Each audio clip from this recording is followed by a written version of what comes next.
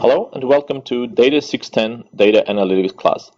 This week's presentation is focusing on assembling the result and providing a better display of the results that you get from your analytical project. This is a continuation of the previous presentation where we started to talk about what are the effective ways of displaying the results, and today we'll go slightly more into it. And with this, we are going to complete the course segment that focuses on the better ways of assembling our presentation and telling a more effective story. And again, remember, we are going to focus on the assemble module of the Watson Analytics that has the dashboards, the storybook, as well as the social media project. Before I share you some tips and some success and failure stories about effective presentation, I just wanted to share with you a couple of resources, and this will be also the learning resources for the week as well. The storybook, remember I mentioned about one of the components of the display module in Watson is the storybooks, and there's a two-part YouTube video over here that's focusing on how to utilize Watson Analytics to develop the storybooks. And these are, again, expert storybooks, and there's a part 1 and part 2 that provide really good coverage, and this is also something that is part of the assignment, and I really strongly encourage you to review all of them thoroughly before you start assembling your assignment results. The second one was the social media resources. Again, how to get started with utilizing the Twitter media. Remember last week we talked about the case study from the airline industry where the social media was incorporated along with the quantitative data to try to dig deeper into the issue of the sentiment towards flight delays. Again, there are two resources on this slide. The chapter 5 from the Watson, as well as a YouTube video that focuses on providing an introduction to Watson Analytics for social media. Equivalently, these are the primary resources for the dashboard for Watson, very useful.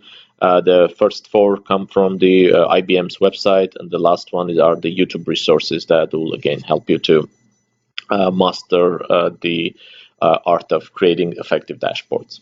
Okay.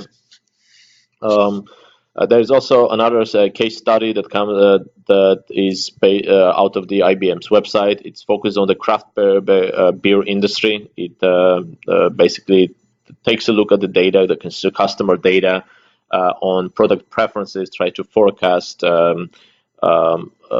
Based on the survey results, it is trying to forecast what are going to be the customer product preferences for the craft beer. Again, very interesting topic, and this can be directly applicable to many other industries where you are trying to look into how can you take the information you learned from your customers through the surveys or opinion polls or focus groups, and try to make projections of where the demand for the product is going to be, or what are the preferences for the attributes of the products and services that we are trying to offer. And then in the second part, what I want to do is slightly focus more on this article that came out of the Deloitte review. And it focuses on telling a story with the data. What are the most effective communication strategies for analysts? Okay. And it is available from from a website for you to access the full story. Again, very powerful article, and provides a really great perspective and different angles of what are the different components that historically and also currently have been really helpful and effective in communicating our results and telling a better story. I'm going to cover the main points in this presentation. However, I strongly encourage all of you to read the entire article that will provide you much in-depth coverage of this topic. Okay. So the first example I wanted to share, again, I'll share 2 historical examples and 1 example from nowadays, 1 or 2.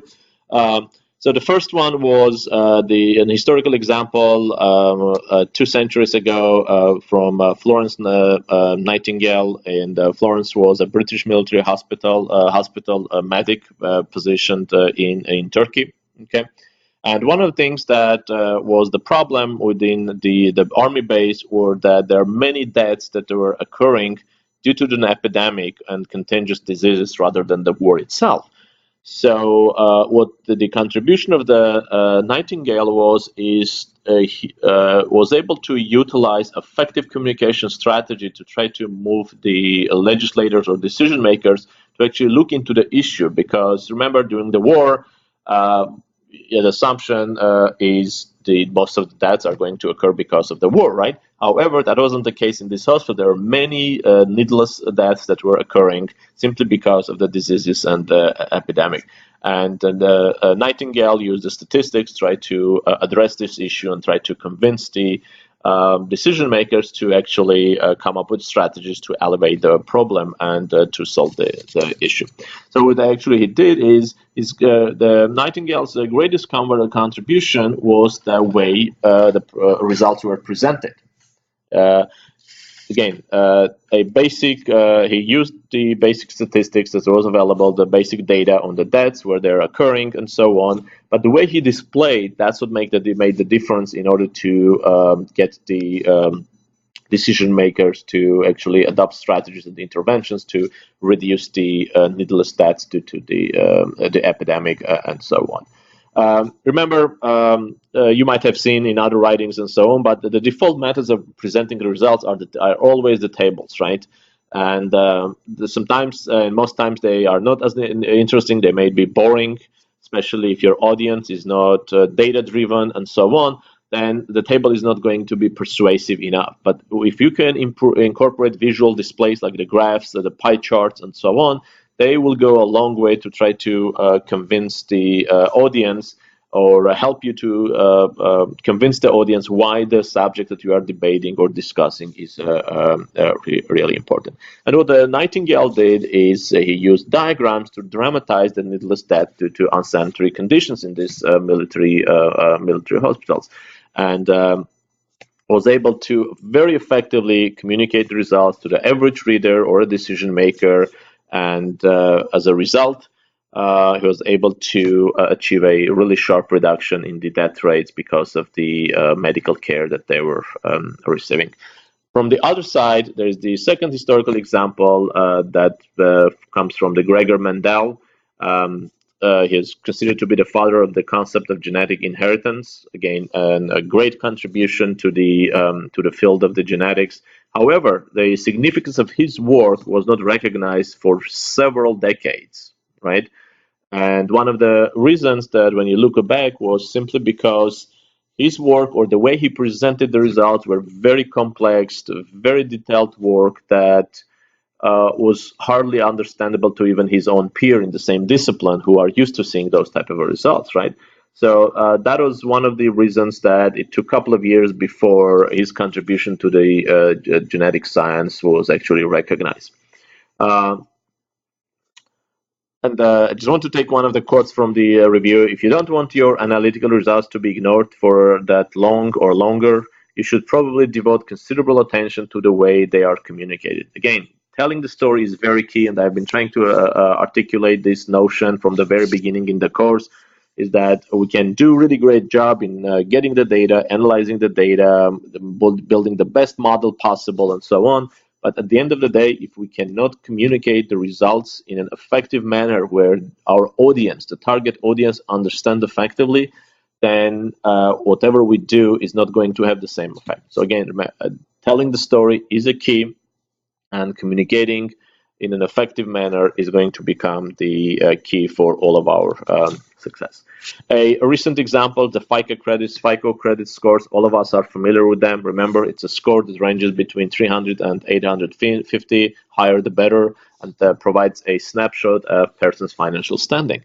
When you look into what's behind the FICO score, it's this endless calculation of multiple domains, multiple indicators, and so on, which for the decision maker is not necessarily an easy way of understanding when you have this really big tables of financial information and ratios and so on.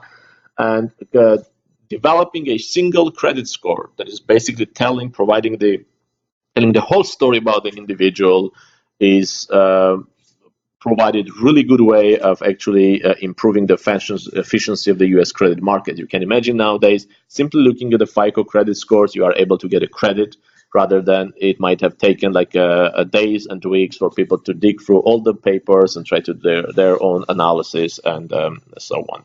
Again, I really want to highlight and emphasize that communication is really key, and my suggestion would be to spend considerable amount of the time in your line of work to make sure that whatever you are communicated, it is something that is perceived effectively from your audience.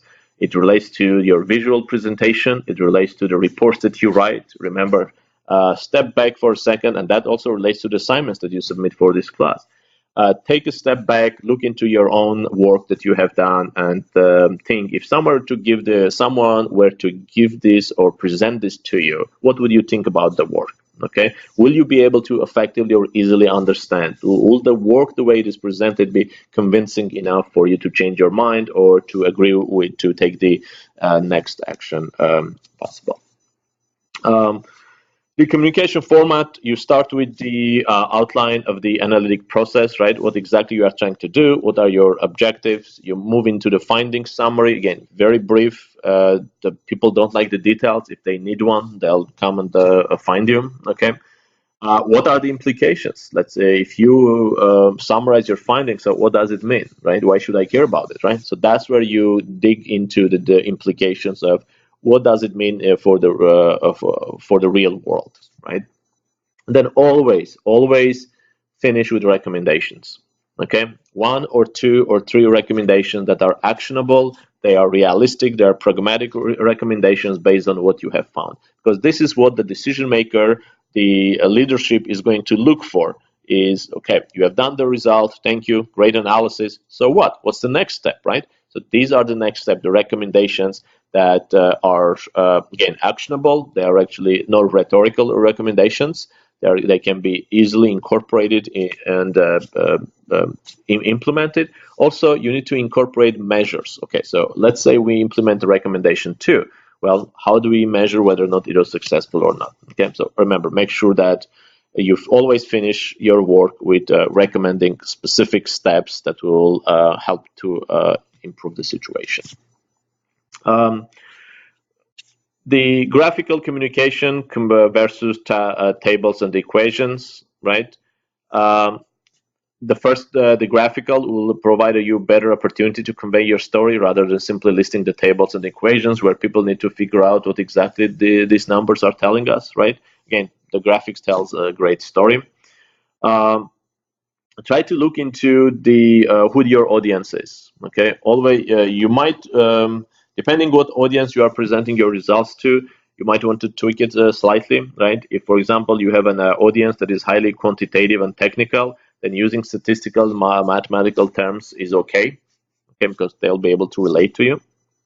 But if you are facing a non-technical audience, right, then you are going to lose this audience very quickly once you start to load them with statistics and mathematical equations and so on. Rather, you might want to look into a bigger picture, right? Use graphs, use displays to tell them the bigger story. For example, as simple as if you were looking into the business context, right?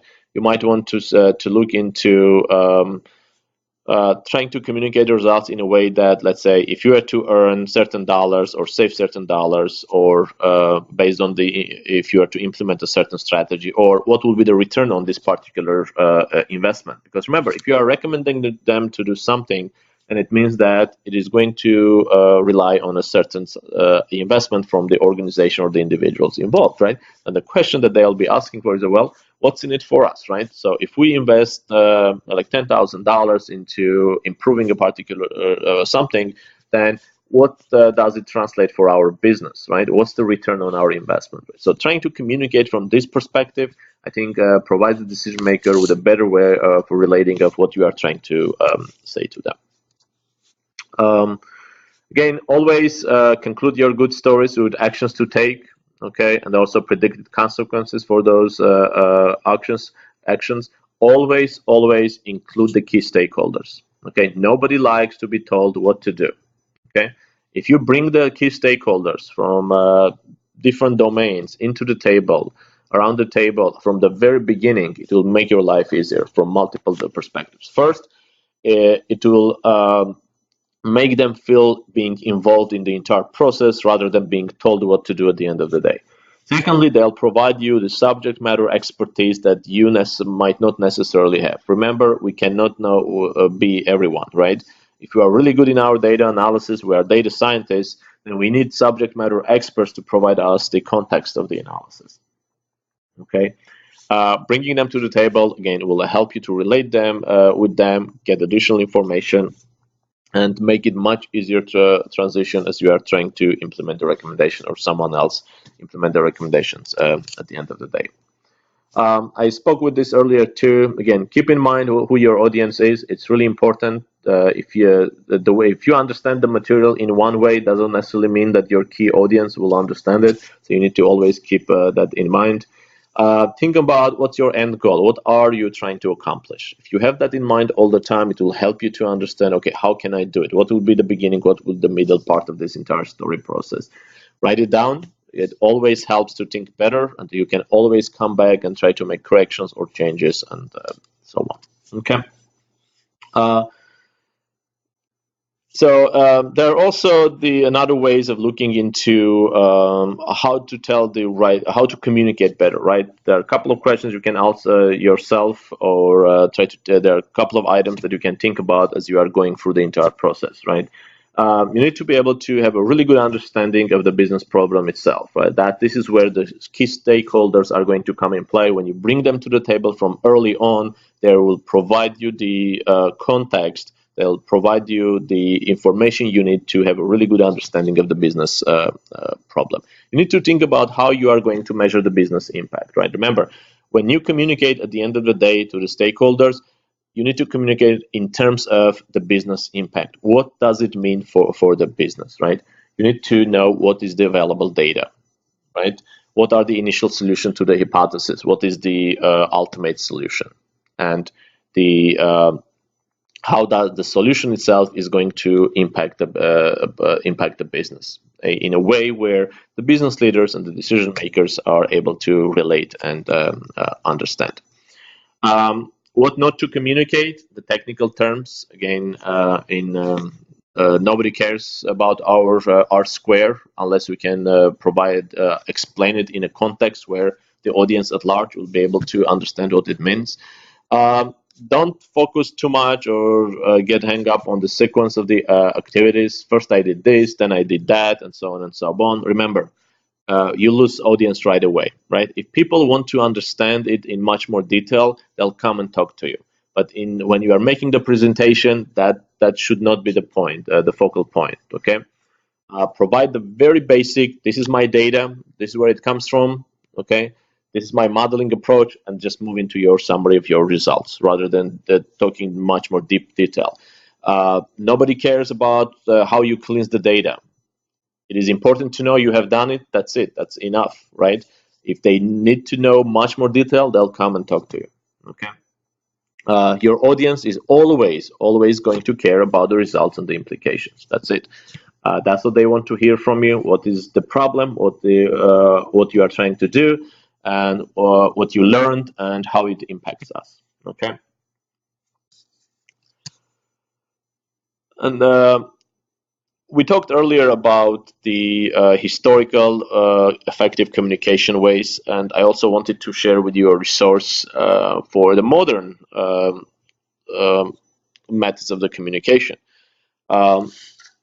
So far, I think most of the times when we use the Excel and so on, we are really used to these so-called static interactive charts, like diagrams, pie charts, bar charts, and so on and so on. There are also so-called dynamic or more interactive charts that have been developed over the last decade that become really a game changer in the way you are communicating the results. And Hans Rosling is, again, one of the greatest data scientists out there, a great speaker, great presenter, one of the most successful TED presenters I've ever watched. He's a professor at the Karolinska Institute in Sweden, and he's a health statistician by training, and he loves to use data. He loves to use the dynamic and interactive charts to try to tell an effective story. So for that very purpose, I shared with you um, uh, two talks, two videos. I think they're about like first one is about like 15 minutes. The second one is actually 4 minutes, where Hans Rosling is using the data and presenting it in a very interactive way, where no matter how much you like the statistics or you don't like the statistics, you just keep watching these 15 minutes, and you learn a great deal out of that. The second one is the YouTube 4 minutes. It's titled 200 Countries, 200 Years, 4 minutes. In 4 minutes, he's telling a story about a development for 200 countries over a 200-year period. Again, a fascinating presentation in 4 minutes. Just take a look at it, and again, this is something that there's no matter who your audience is, it's done in such a way that is very easy to understand. And finally, the third link that I have, the gapminder.org. This is something that Hans Rosling was one of the leaders in creating the Gapminder project. That provides you with access and resources to actually utilizing the interactive and dynamic charts and better ways of communicating your data. Again, absolutely a useful resource to have. Bookmark it, visit it, spend some time over there, and you'll be fascinated with all these resources. There are many other innovative methods that have been utilized. Music videos, for example, again, depending what your audience is. The games, infographics have been really game changer lately, where you're trying to, instead of the boring posters, you're actually using the infographics, more kind of visually pleasing, aesthetic ways of displaying your results. So again, I really hope that this presentation was helpful, and will give you the resources that I've shared, will give you a really good perspective of what are the best communication strategies out there, and what can you do to be able to tell the story better that you are trying to convey. This week, again, assignment 4 is going to be due. And then starting next week, we'll start the last segment in the course that is going to focus on decision management. As always, I'm here to facilitate the learning process. At any point, if you have any questions, concerns, or need a clarification, please get in touch with me. Leave a message in the Let Me Have Any Question discussion forum. Send me an email, or just get in touch with me over the phone if it's an emergency.